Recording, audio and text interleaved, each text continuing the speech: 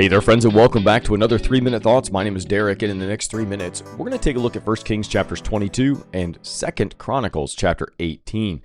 These tell the dramatic conclusion of King Ahab's story. It's been a tale of pride, false prophecy, and the consequences of ignoring God's truth.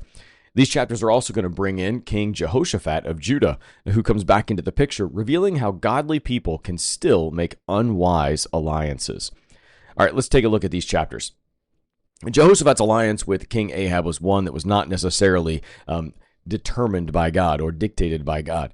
King Jehoshaphat of Judah is a godly ruler. He visits Ahab, the king of Israel, and Ahab pursues him to join forces to recapture some land.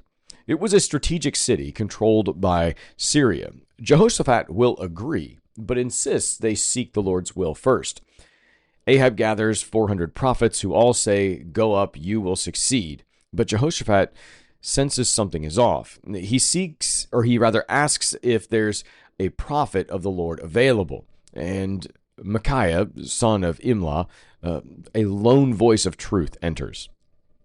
At first, this Micaiah sarcastically mimics the other prophets, but Ahab presses him to speak the truth.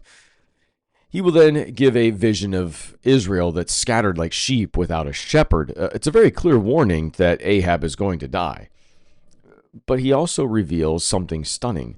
God allowed a lying spirit to influence Ahab's false prophets to bring about judgment. Despite the clear warning, Ahab chooses to ignore the truth and throws Micaiah in prison. Ahab tries to outmaneuver God's word by disguising himself in battle, while Jehoshaphat wears his royal robes, which will put him at risk. When the enemy chases Jehoshaphat, he cries out to God, and God saves him. But a random Syrian archer fires an arrow that strikes Ahab between his armor joints, a seemingly chance shot that fulfills the prophecy that Ahab would die. And just as Elijah said, the king died. So what we take from these chapters is that truth isn't always popular. Micaiah stands alone, yet God speaks boldly through him.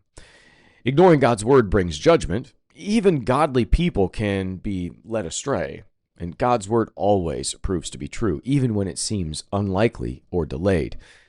These two chapters show the tragic downfall of a king who despised God's voice and the bravery of one man willing to speak truth no matter the cost, reminding us that truth is not determined by the crowd, but by the character of the one who speaks it.